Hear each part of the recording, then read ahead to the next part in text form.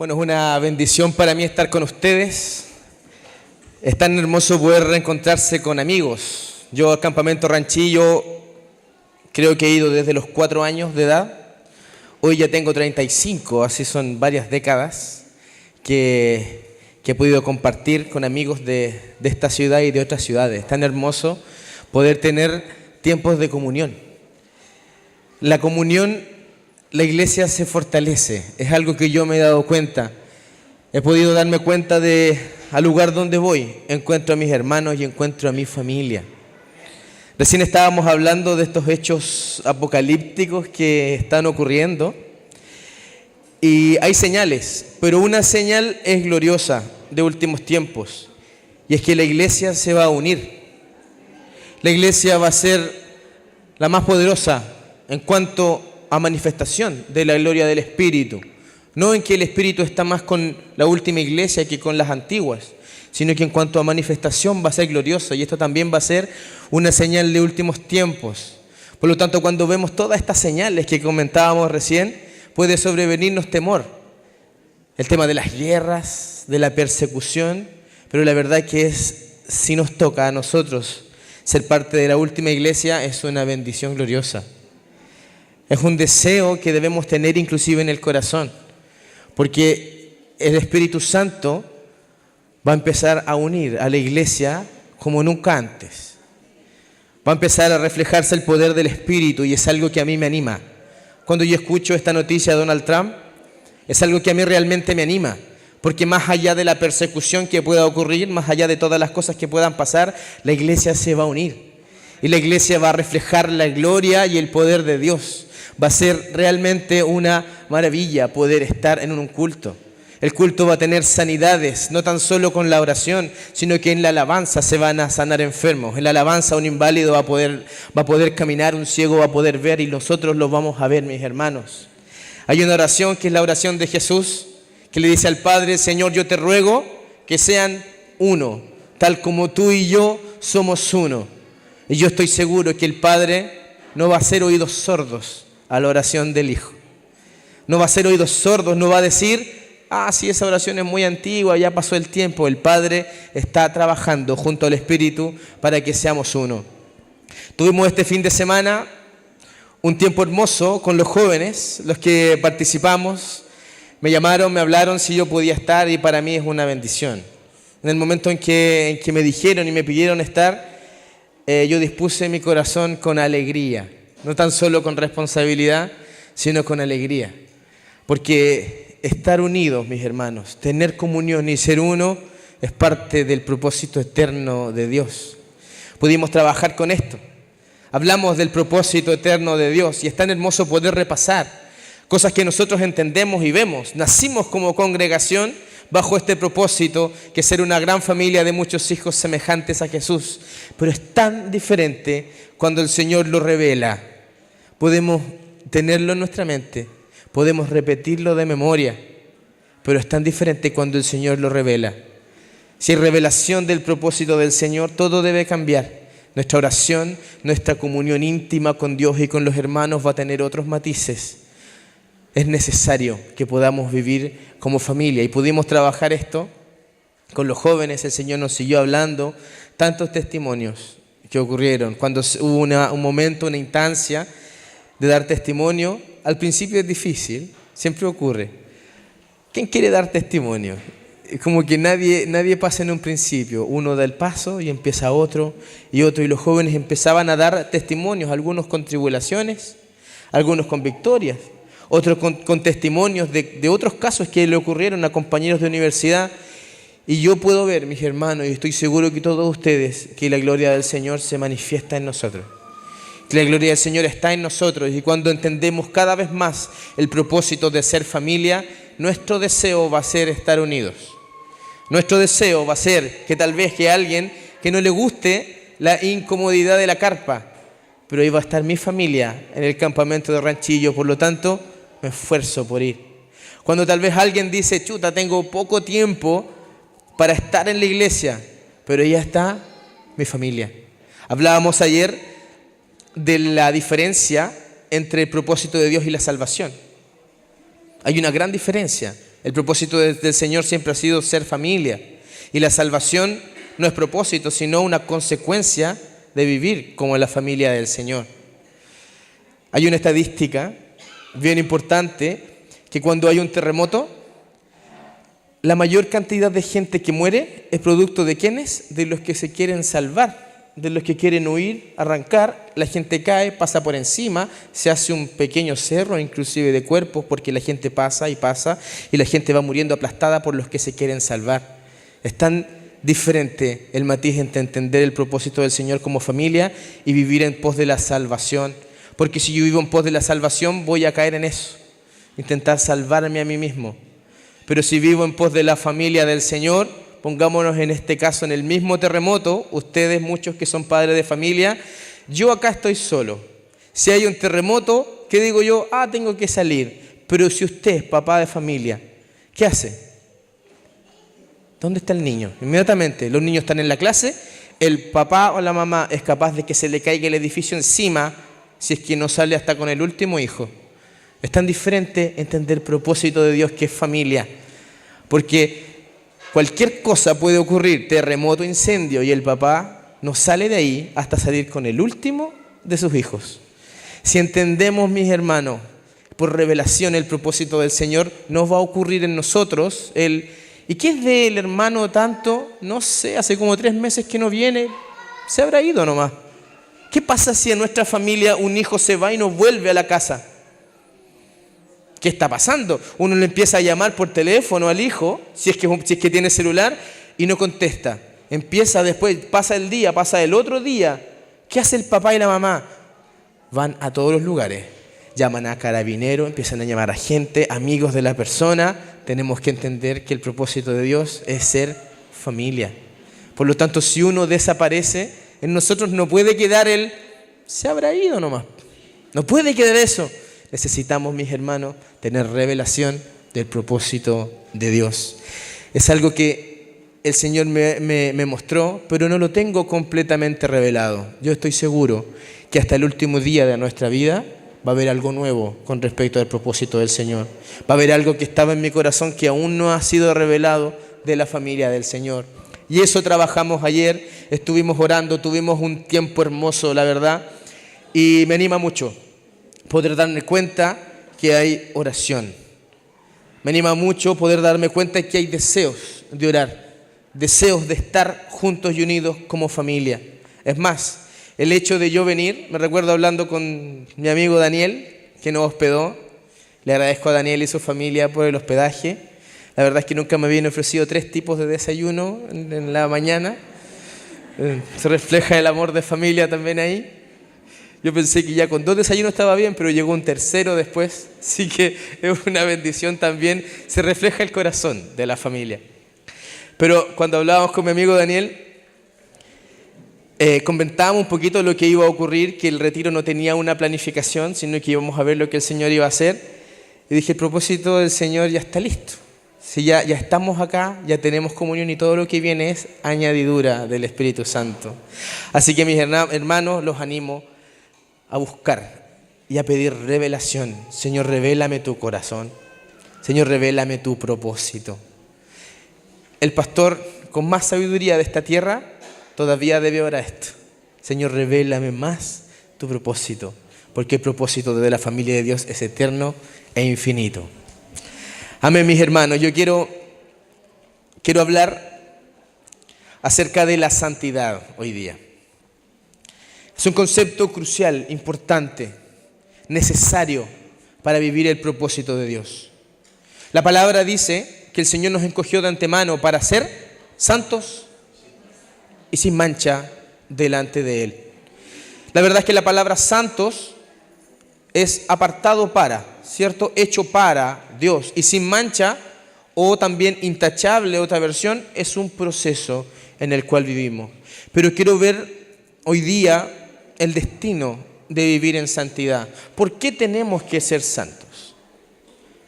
¿Por qué tenemos que ser santos? ¿Por qué tenemos que santificarnos? ¿Por qué tenemos que vivir este proceso de todo el tiempo rogarle al Señor, Señor, revélame qué cosa hay en mi corazón que a ti no te agrada?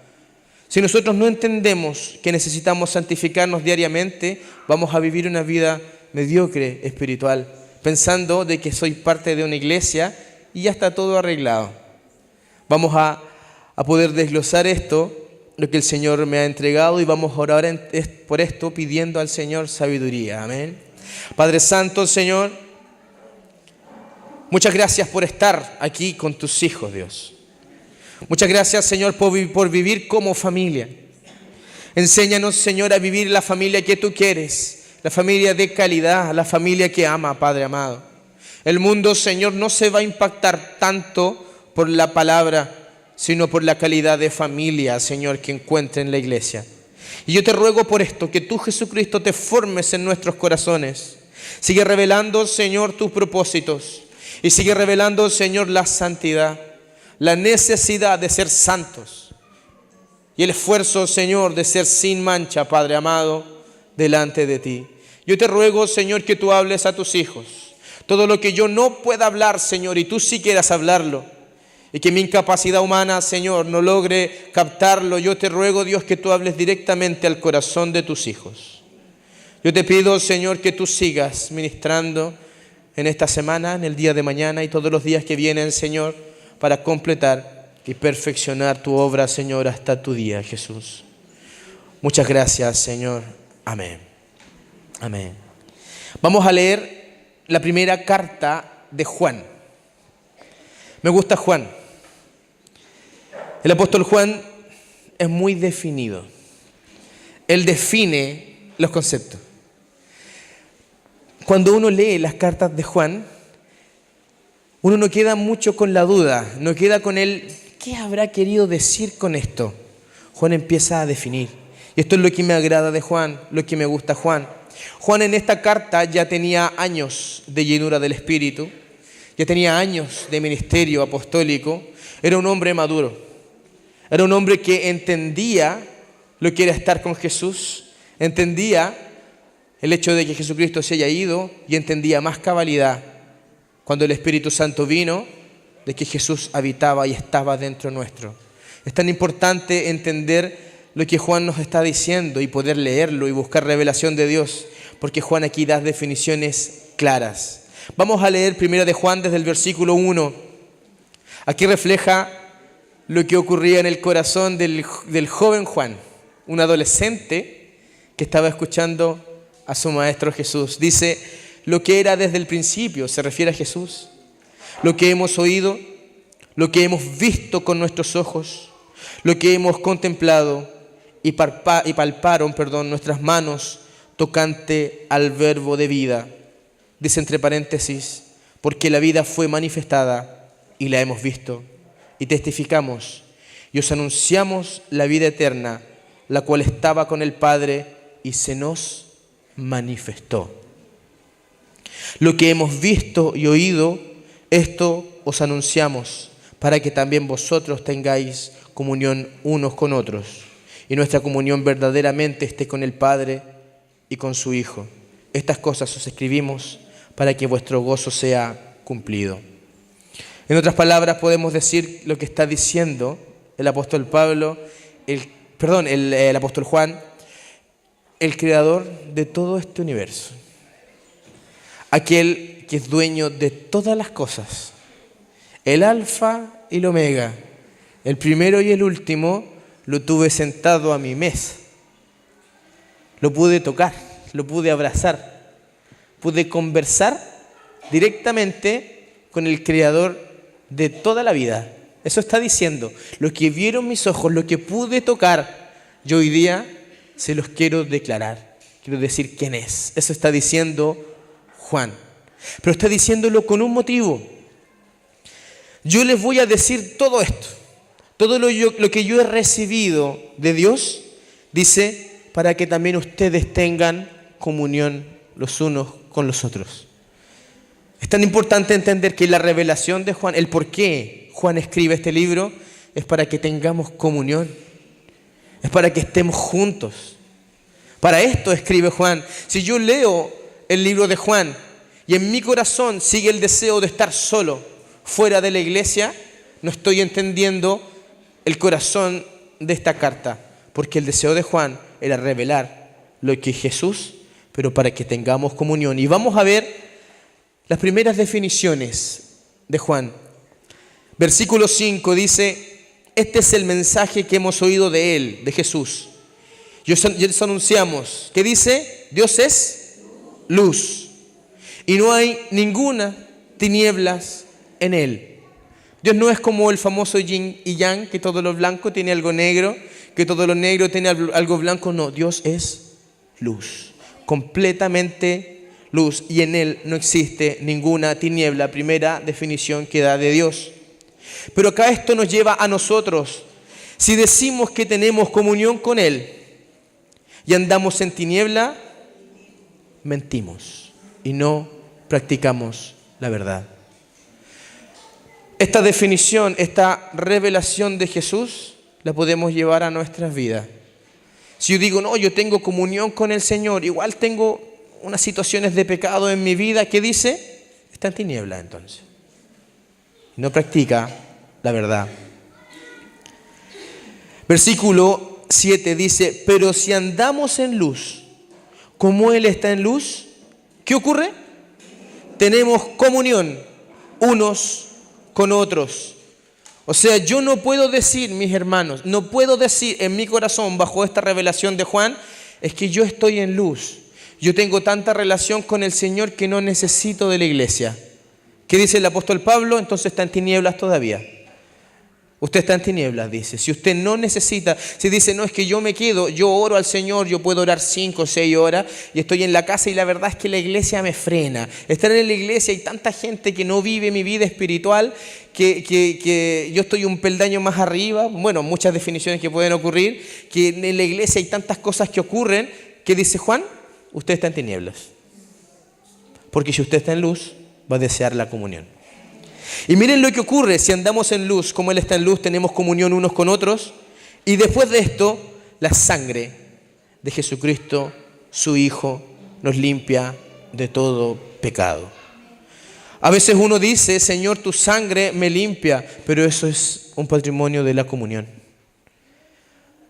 Lo que dice acá es eso: usted anda en luz, está en comunión, entonces la sangre de Cristo está derramada sobre usted. ¿Por qué? La palabra dice que debemos confesar los pecados unos con otros. Y ahí viene el perdón y la limpieza del Señor. Yo no puedo vivir solo. Por eso es tan importante entender el propósito de Dios. Porque si no entiendo el propósito de Dios, y vuelvo a decir, necesitamos cada vez más revelación, voy a tender a aislarme. Voy a tender a decir, esta iglesia no tiene amor. No, mejor yo me voy de aquí, me quedo solo, me quedo con el canal cristiano. Y ahí yo tengo administraciones en YouTube. En YouTube hay un arsenal de todo tipo de administraciones. ¿Para qué vamos a escuchar para qué vamos a escuchar al hermano Mar si tenemos a Jorge Mitián en YouTube aquí? ¿Para qué vamos a escuchar al hermano Eliú predicar si, pues aquí tenemos a Ángel Negro en YouTube y tenemos todas sus prédicas? Eso nos edifica y podemos hacerlo, pero la comunión es andar en luz. La comunión nos limpia de todo pecado. Jesucristo actúa a través de la comunión. Por eso es tan importante entender la definición bíblica de lo que es luz. Versículo 8 dice: si decimos que no tenemos pecado, nos engañamos a nosotros mismos y la verdad no está en nosotros. En nosotros hay pecado. Por esto necesitamos a la iglesia. Por esto necesitamos una coyuntura. Es tan hermoso el discipulado. Yo me he dado cuenta cada vez más, visitando distintas congregaciones, que el discipulado es piedra fundamental de nuestro crecimiento. Necesitamos tener discipulado. Yo estoy predicando hoy día, pero tal vez a usted le va a quedar alguna duda. Tal vez algo va a quedar en su corazón. ¿Dónde puede usted comentar esto? ¿Dónde usted puede decir, sabes que algo no entendí? ¿En qué momento lo va a hacer? En el discipulado. Ahí lo va a hacer. Ahí la coyuntura te puede preguntar, hermano, ¿cómo está usted? Y tal vez que el discipulado se vuelque a una necesidad de la persona. O tal vez el discipulado se vuelque a una enseñanza necesaria. Pero esa enseñanza tiene preguntas. Yo puedo decir aquí mismo, Dios es luz. Y en la luz no hay tinieblas, hermano. ¿Cómo está su luz? ¿Tiene tinieblas en su vida? Yo puedo hacerles una pregunta aquí que ustedes se las van a responder para sí mismos, pero en el discipulado, ¿qué va a ocurrir? Va a estar la respuesta. A mí me cuesta esta parte. Y la coyuntura y los hermanos pueden decir, ¿sabes qué? Vamos a orar por esto. O vamos a aconsejarte en esto. Por eso el discipulado es tan importante. El discipulado es comunión. Es lo que Dios siempre ha querido. Versículo 9 dice, si confesamos nuestros pecados, para esto está la iglesia, si confesamos nuestros pecados, Él es fiel y justo para perdonar nuestros pecados y limpiarnos de toda maldad. De toda maldad. ¿Pero qué viene antes? Confesión. Hablar. Hermanos, estoy viviendo esto en un ambiente íntimo, porque yo sé que hay cosas que son delicadas, que tal vez no puedo pararme aquí adelante, hermano, he cometido este pecado, pero sí en el discipulado, en la confianza de la familia del Señor, tengo esta debilidad y el Señor puede actuar porque la iglesia actúa con Jesucristo como colaborador. Versículo 10, si decimos que no hemos pecado, le hacemos a Él mentiroso y su palabra no está en nosotros. Tenemos que entender que somos débiles. Tenemos que entender que nosotros vamos a pecar. El objetivo no es ese, pero nuestra debilidad lo vamos a hacer en algún momento. Y ahí va a estar la iglesia para suplir esa necesidad. Es tan hermoso poder darnos cuenta que la definición de Dios, de luz, la definición de Jesucristo mismo es comunión. La definición del Padre mismo es comunión. Recordemos que cuando el ángel le habla a María, le dice que su nombre iba a ser Emmanuel. ¿Qué significa Emmanuel? Dios con nosotros. Habla en plural. Lo dice, Emmanuel va a ser Dios contigo. Si fuese Dios contigo, es solamente conmigo, con usted aparte, pero dice Dios con nosotros. Esto es Jesús. Dios con nosotros. No podemos vivir una vida de lobos solitarios. Cuando entendemos, mis hermanos, yo les pido que oremos por esto, pedir más revelación acerca de esto. Vuelvo a decir, la palabra del Señor es infinita. Cuando pensamos que entendemos, el Señor revela algo más. Y si volvemos a leer un texto, ¿les ha pasado? El Señor revela algo más. Y esto es así porque la palabra del Señor es infinita. Cuando entendemos que Dios es luz, necesitamos comunión, tenemos que vivir bajo la confesión continua y decir, tengo esta debilidad, inclusive antes de caer. Yo me siento débil en esta área, el Señor nos hace fuerte en la iglesia. Pero quiero leer nuestra actitud que tenemos que tener para vivir la vida en Cristo. Primera de Juan, capítulo 2, versículo 3, da otra definición importantísima. Primera de Juan, capítulo 2, versículo 3. ¿Nosotros conocemos a Dios? ¿Conocemos al Señor? Hay un dicho que siempre digo, yo cuando conocí al Señor, ¿cierto? Cambió mi vida. Sí, lo conocí, pero yo lo sigo conociendo continuamente. Pero aquí está la definición de conocer a Dios. Versículo 3 del capítulo 2 dice, y en esto sabemos que nosotros le conocemos. ¿Y qué es? Si guardamos sus mandamientos. De esa manera nosotros conocemos a Dios. Si yo digo, yo amo a Dios, sí, yo le conozco, pero la verdad es que no le obedezco mucho, ¿qué dice Juan? Entonces no le conoce. Versículo 4, el que dice yo le conozco y no guarda sus mandamientos, el tal es mentiroso y la verdad no está en él. Pero el que guarda su palabra, en este verdaderamente el amor de Dios se ha perfeccionado. Por esto sabemos que estamos en él. Y el que dice que permanece en él debe andar como él anduvo. Por lo tanto, hermanos, la santidad, la obediencia a Dios automáticamente es conocer a Dios. Si yo guardo los mandamientos, aquí puede haber una duda que dice, es que nadie puede cumplir la ley. Nadie puede cumplir, pero yo no me refiero a la ley, yo me refiero a los mandamientos de Dios. Y dice que los guarda. ¿Qué diferencia hay guardar de cumplir? Hay una gran diferencia entre guardar y cumplir. La diferencia de cumplir es que todo debe cumplirse al pie de la letra, pero la diferencia entre guardar es atesorar. Es que los tiene como un tesoro. Esta es la gran diferencia entre cumplir y guardar. Por eso dice el que guarda los mandamientos de Dios. Cuando voy a ocurrir algo, estoy haciendo algo y el Espíritu Santo me dice usted no lo haga, en ese momento digo ya, no lo haga. Porque tal vez mi carne lo va a querer hacer, inclusive inconscientemente. Pero cuando el Espíritu Santo nos dice no haga esto, ¿qué digo yo? Es que chuta, justo estoy, no sé, mejor lo hago y la próxima vez no lo voy a hacer. ¿Qué dice entonces? No conoce aún a Dios o lo conoce muy poco. Pero cuando el Espíritu Santo nos dice, saque de las manos de lo que está haciendo ahí. ¿Qué hace uno? Lo saca. Entonces el Señor dice, este me está conociendo. Este me conoce. Porque esta definición es gloriosa. Por lo tanto, la obediencia a Dios, la santidad a Dios, es conocer a Dios. Juan insiste con esto, de la obediencia, la santidad y el amor. Vamos a leer de este mismo libro el capítulo 4, versículo 24.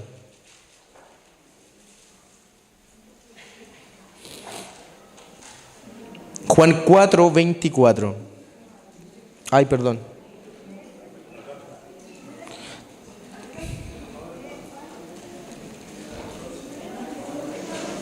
Perdón, Juan 3, 24. Juan capítulo 3, versículo 24. Vamos a leer desde el versículo 23. Primera de Juan. Seguimos en la primera carta de Juan, capítulo 3, versículo 23. Dice, y este es su mandamiento, que creamos en el nombre de su Hijo Jesucristo y nos amemos unos a otros como os lo ha mandado. Seguimos hablando de la comunión y del amor. 24 dice, y el que guarda sus mandamientos, vuelve a decirlo, permanece en Dios y Dios en él. Y en esto sabemos que Él permanece en nosotros por el Espíritu que nos ha dado. El Espíritu Santo entonces nos va a impulsar a estar juntos. El Espíritu Santo nos va a impulsar a obedecer. El Espíritu Santo, en otras palabras, va a revelar el carácter de Cristo en nosotros. Y esto es comunión, esto es amor, esto es obediencia. Es necesario, mis hermanos, que tengamos estos tres aspectos en nuestra vida, como lo declara Juan. Comunión, importantísima. Obediencia, importantísima. Y buscar la santidad y la guía del Espíritu. Porque aquí habla de que si permanecemos en obediencia, el Espíritu Santo nos va a seguir guiando a conocerlo a Él y a obedecer. Juan habla de muchos conceptos, pero todo lo engloba en esto, en la comunión, en el amor y en la obediencia. Capítulo 5.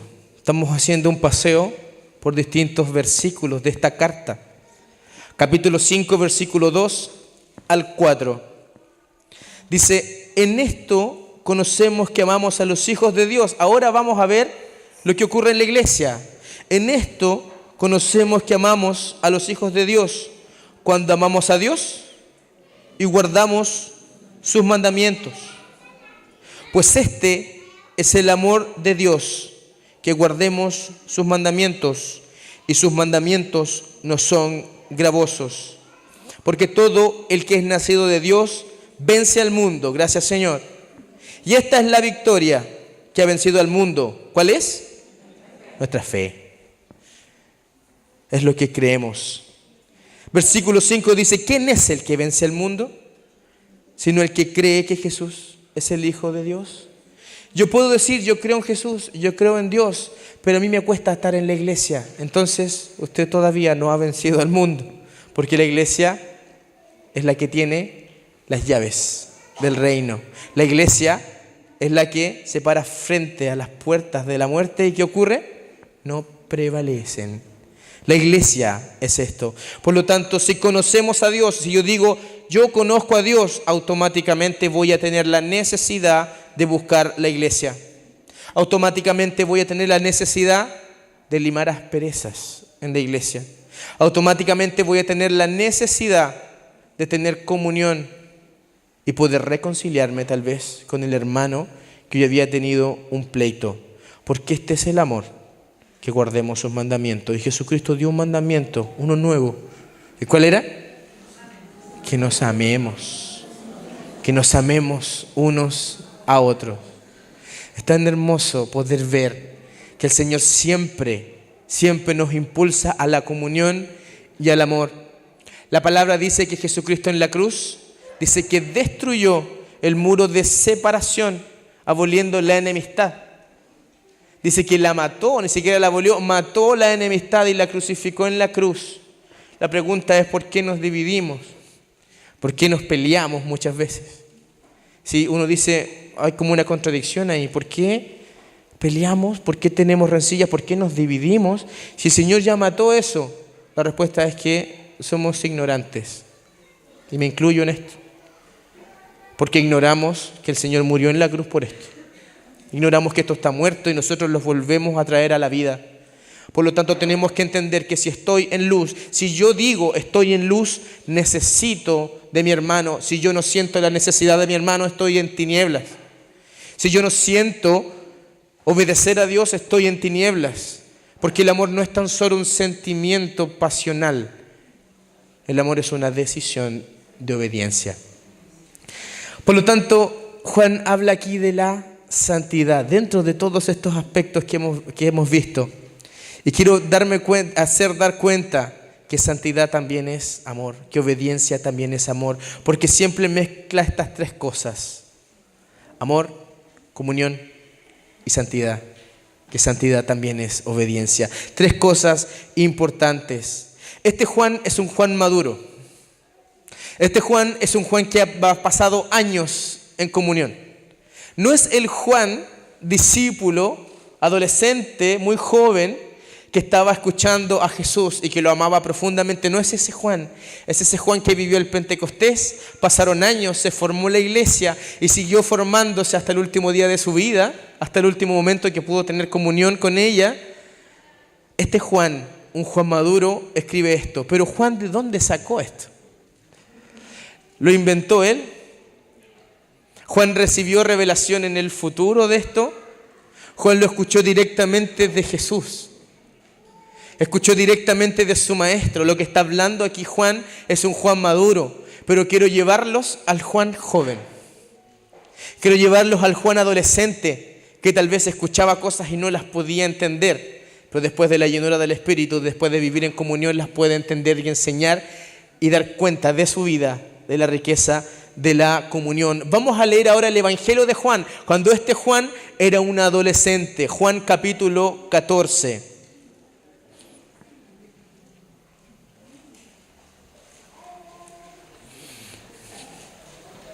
Vamos a darnos cuenta que está la misma palabra, que dice: si me aman, guardan mis mandamientos. Eso lo escuchamos recién, lo leímos recién en la carta de Juan, pero Juan lo escuchó de Jesús. Juan lo que está haciendo aquí es repetir las palabras de Jesús. Juan está volviendo a dar el mensaje glorioso de Jesús, del amor y la obediencia ligado, no pueden estar separados. Vamos a leer Juan capítulo 14, versículo 15 al 20. ¿Qué dice Jesús? Si me amáis, guardad mis mandamientos. Ahora podemos ver que este adolescente que estaba escuchando a Jesús, tal vez tenía muchas cosas en su corazón y en su vida, pero pasaron los años, pasó la llenura del Espíritu, el Espíritu siguió trabajando en su vida y en la iglesia, y el Juan al final de su vida dice: el que ama a Dios guarda sus mandamientos. Nos damos cuenta que la palabra es eterna. No era una palabra para los discípulos solamente, sino es una palabra para todas las generaciones. Jesucristo dice esto a sus discípulos: si me amáis, guardad mis mandamientos. Y miren la consecuencia de la obediencia: y yo rogaré al Padre, y os dará otro consolador, para que esté con vosotros para siempre, el Espíritu de verdad, el cual el mundo no puede recibir, porque no le ve ni le conoce, pero vosotros le conocéis, porque mora con vosotros y estará en vosotros. Pero ¿qué dice antes de esto? ¿Me aman? Guarden mis mandamientos y yo voy a rogar al Padre. Eso se cumplió con los discípulos. ¿Qué les dijo Jesús a los discípulos? No salgan de Jerusalén hasta que sean investidos de poder de lo alto. Y eso, hermanos, era una condena de muerte. Porque el seguidor de Cristo que estaba ahí tenía un peso sobre su cabeza, que si lo veían que era un seguidor de Cristo iba a la muerte. O sea, el Señor le dijo: supere el temor a la muerte, quédese, obedezca. Y se quedaron en obediencia. ¿Y qué vino? El Espíritu Santo. La verdad es que la gran diferencia del Antiguo y el Nuevo Pacto es la presencia de Jesús en nuestra vida. A veces nosotros decimos que el Espíritu Santo descendió, pero el Espíritu Santo siempre ha estado. La palabra dice que en el Génesis el Espíritu se movía sobre la faz de las aguas. El Espíritu estaba. La verdad es que el Espíritu Santo estaba con Moisés. ¿Estaba con él o no? Sí. ¿Estaba con el rey David? Sí. Pero la gran diferencia es que no estaba en el rey David.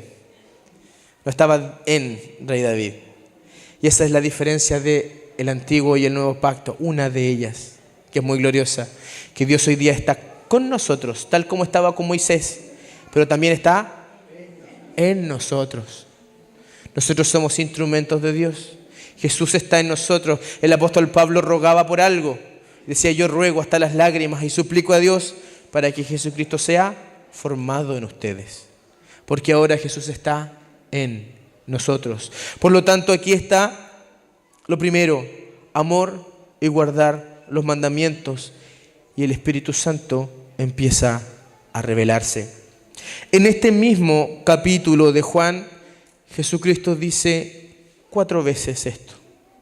Y si lo dice 4 veces es porque es de suma importancia. En un mismo capítulo, recién leímos del 15 al 20, que dice: si me aman, guardan mis mandamientos, y yo rogaré al Padre y enviará al Espíritu Santo. Vamos a leer en este mismo capítulo, versículos más adelante, el 21. Vamos a leer Juan 14, 21. Dice: el que tiene mis mandamientos y los guarda, este es el que me ama. Está diciendo exactamente lo mismo. Este es el que me ama, pero da otra consecuencia. Dice: y será amado por mi Padre, y yo le amaré. ¿Y qué va a ocurrir? Y me manifestaré a él. Por lo tanto, mis hermanos, la santidad tiene manifestación.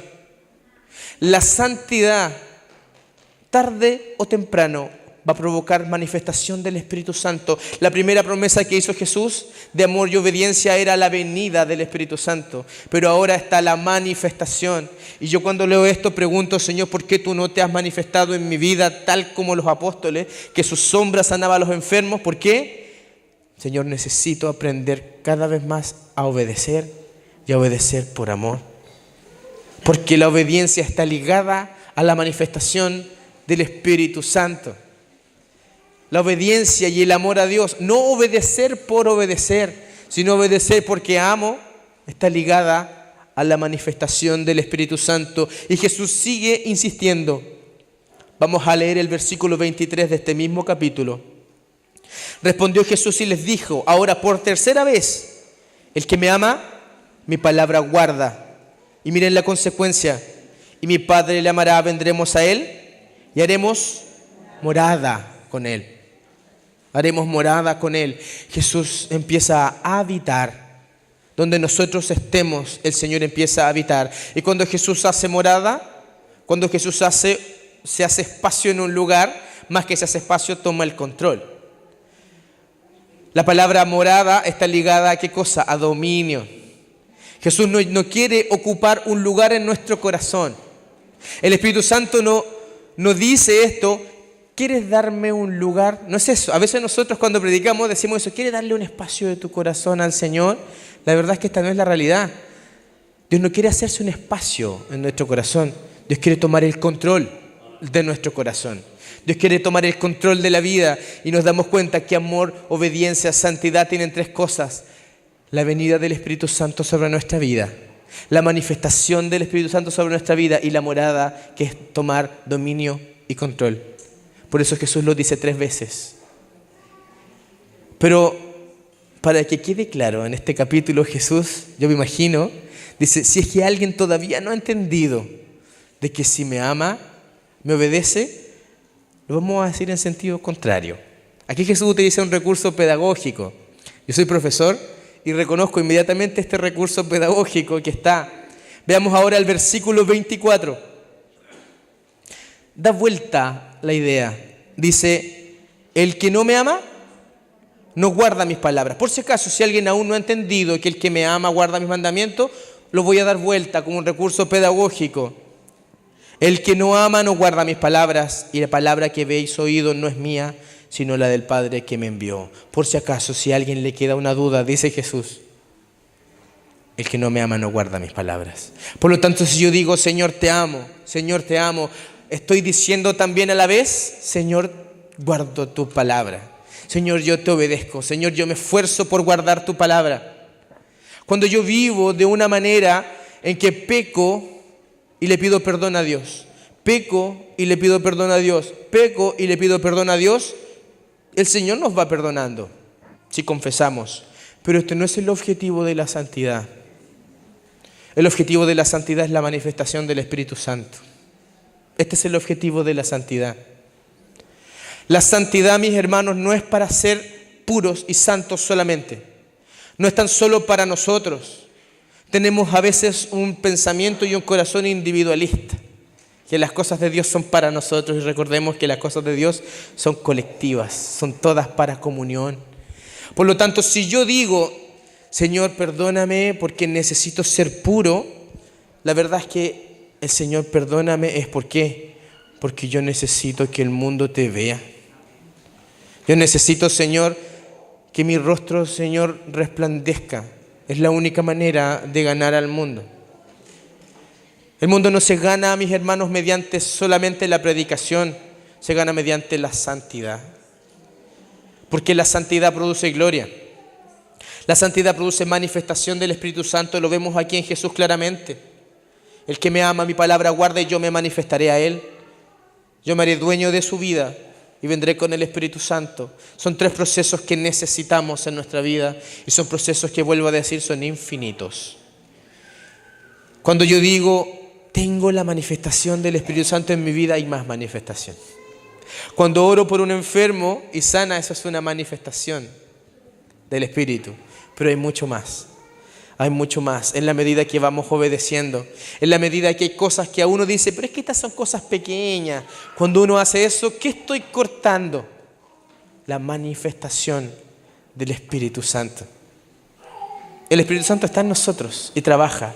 Pero cuando yo pienso, yo digo, yo tengo que vivir en perdón, vuelvo a pecar, Señor, perdóname, vuelvo a pecar, Señor, perdóname, empieza de nuevo el proceso de la manifestación del Espíritu y voy cortando y resquebrajando la manifestación gloriosa del Espíritu en nuestra vida.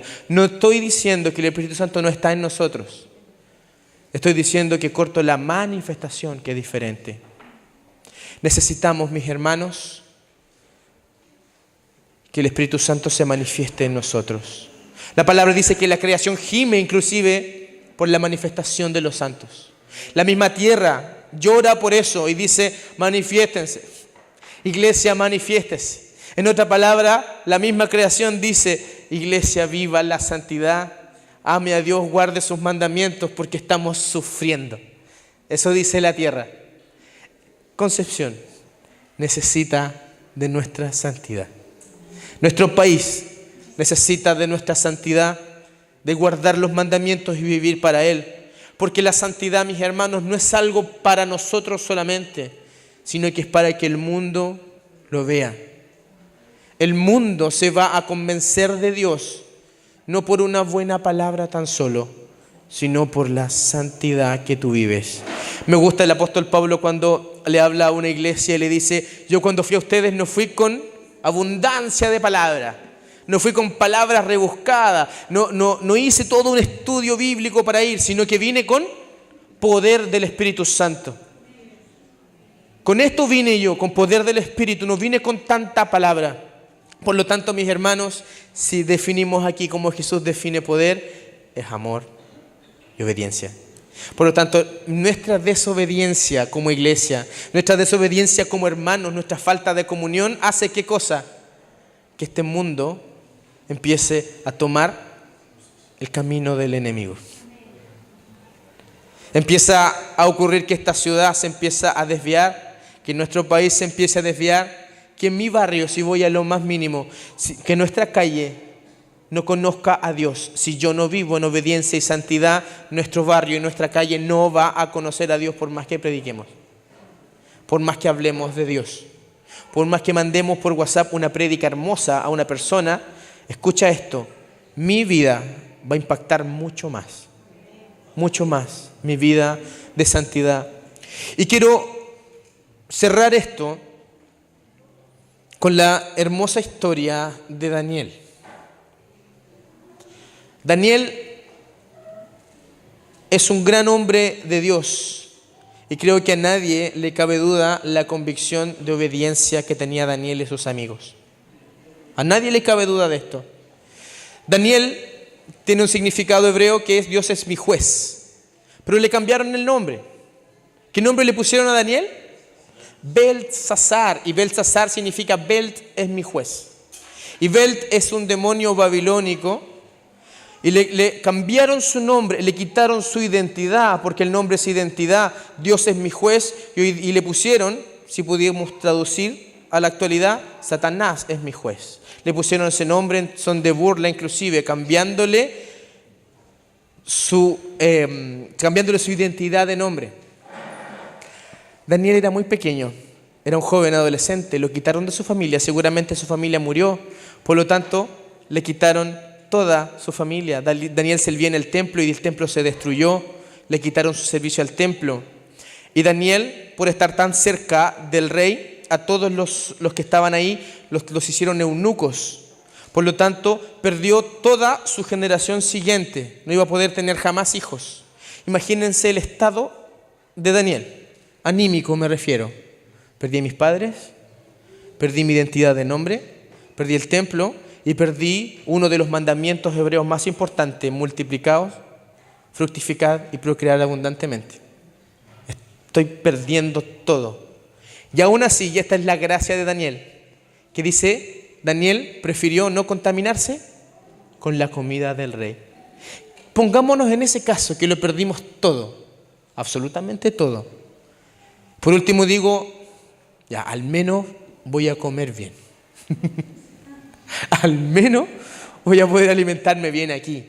Pero él sabía que lo que estaba ahí era sacrificado a los ídolos. Se hacía todo un culto pagano ante esto. Y él dijo, yo voy a ser fiel a Dios. Él junto a sus amigos. Yo voy a ser fiel a Dios. Y se mantuvieron. La gloria del Señor bajó en ese momento cuando tomaron la decisión, no. Siguieron, ¿cierto?, pasando sufrimientos, cambiaron esto por legumbres. La verdad es que comer legumbres todos los días, a mí me gustan las legumbres, pero todos los días es otra cosa. Y lo hicieron y obedecieron, aunque sufriera. Aquí estamos viendo jóvenes que aman de verdad, porque amor es obediencia. Y se mantuvieron, ¿y qué dice la palabra? Que fueron encontrados 10 veces mejores que el resto. Los que se estaban alimentando con todo tipo de nutrientes, todo lo que estaba ahí, pero los encontraron 10 veces mejores, y no tan solo físicamente, sino en sabiduría. Lo encontraron 10 veces mejores en todo aspecto. Por lo tanto, la obediencia trae gloria. Gracias al Señor. La obediencia y la santidad trae gloria. Pero esto es un aspecto de la gloria de Dios. Después ocurre otro evento, en donde empiezan a subir en escalafón y en nivel, y Nabucodonosor da un edicto. ¿Y qué dice? Todo el pueblo se va a inclinar ante esta estatua pagana. Todo el pueblo se va a inclinar aquí. Yo me imagino la contradicción que debió haber ocurrido en el pueblo de Israel. Y aquí está la gran historia de los 3 amigos de Daniel. ¿Qué ocurrió con ellos? Ellos no se inclinaron. Ellos se quedaron ahí de pie. Pero la pregunta ahí, ¿habían solamente 3 personas que conocían la ley de Dios? ¿Habían solamente 3? Porque 3 amigos no se inclinaron. ¿Habían 3 personas del pueblo hebreo ahí? Había millones de personas que sabían y conocían la ley de Dios, que es: no te inclinarás ante ninguna imagen, ante ninguna estatua, ante nada te vas a inclinar. Y el Señor después, en su palabra, corrige esto y dice: ni siquiera con la intención de adorarme a mí. Por lo tanto, esto no era ni siquiera adoración a Dios, era una aberración terrible, algo que era lo peor que podía ser un hijo de Dios. Pero pongámonos en ese caso. Yo leyendo esta historia, me pongo en ese caso y tal vez yo hubiese hecho esto. Señor, aquí mi vida peligra. Yo me voy a inclinar en esta estatua, me voy a arrodillar. Más que arrodillarse era postrarse completo. Pero mi corazón, Señor, va a estar erguido. Eso tal vez, ¿cierto?, nos puede pasar. Yo me voy a inclinar, pero mi corazón está de pie, Señor. Sí, firme contigo. Esto es solamente para preservar la vida, pero yo, Señor, voy a permanecer aquí de pie. Es más, voy a estar orando, voy a estar acostado ahí, voy a estar orando a ti, Señor. Tal vez yo hubiese tomado esa decisión. Y tal vez muchos ahí tomaron esa decisión. Porque ellos sabían que era una ofensa ante Dios. Pero esos 3 amigos se mantuvieron de pie. Se quedaron ahí y dijeron: yo me quedo de pie. Mi corazón y mi cuerpo no se va a inclinar ante ninguna estatua. ¿Qué ocurre con Nabucodonosor en ese momento? Vamos a leer Daniel capítulo 3, versículo 8.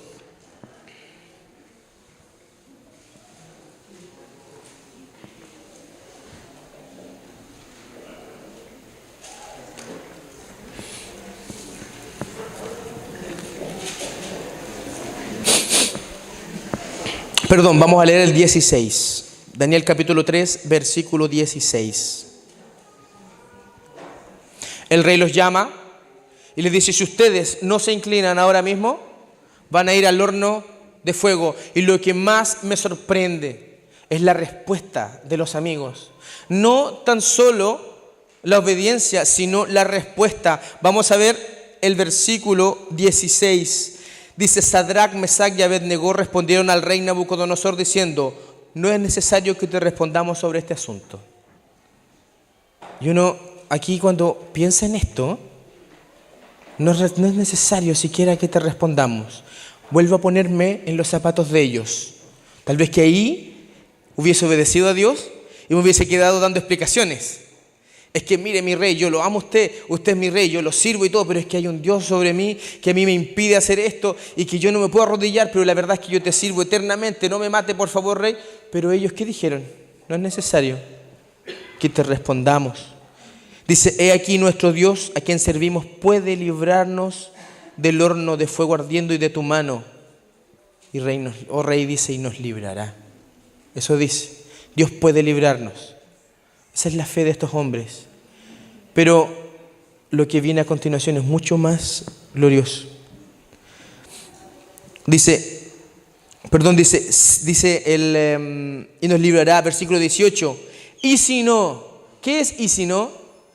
Y si nos quemamos vivos, eso le está diciendo, si yo me quemo ahí mismo, sepas tú que no serviremos a tus dioses, ni tampoco adoraremos a la estatua que has levantado.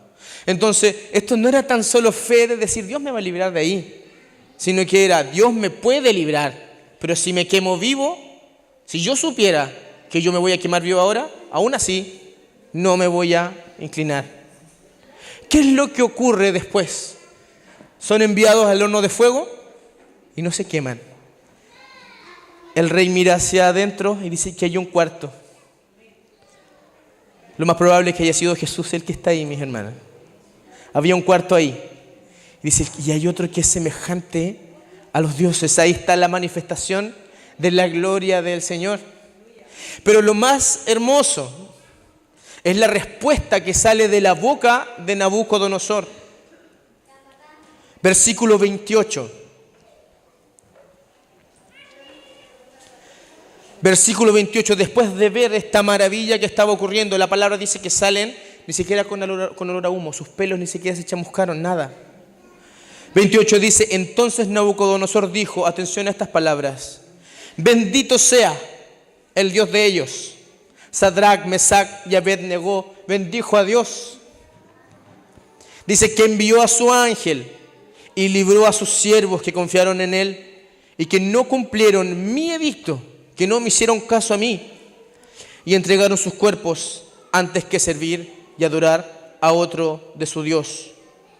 Por lo tanto decreto que todo pueblo, nación o lengua que dijere blasfemia contra el Dios de Sadrac, Mesac y Abed-Negó, este es un hombre perverso, lo vamos a ver ahora, sea descuartizado y su casa convertida en muladar, por cuanto no hay Dios que pueda librar como este. Entonces el rey engrandeció a Sadrac, Mesac y Abed-Negó en la provincia de Babilonia. Nosotros vemos lo hermoso que ocurrió con estos tres, pero la obediencia de estos tres, ¿qué hizo?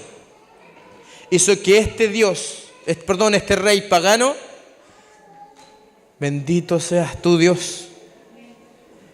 Este hombre pudo ver la gloria de Dios, producto del amor y la obediencia de esos tres. Pudo ver la gloria de Dios. Y estoy seguro, mis hermanos, que muchos hebreos que se inclinaron ahí, dijeron, yo debía haber estado de pie también. Dijeron ahí. Por lo tanto, nuestra santidad, nuestra obediencia, nuestro amor, cueste lo que cueste, provoca gloria de Dios. ¿Por qué el mundo no ve la gloria de Dios? Porque no vivimos muchas veces en santidad. Porque estamos luchando con nuestro propio pecado. Porque tenemos pecado oculto y nos da vergüenza confesarlo. Y eso no es tan solo para nosotros, esto corta la gloria de Dios en nuestras ciudades.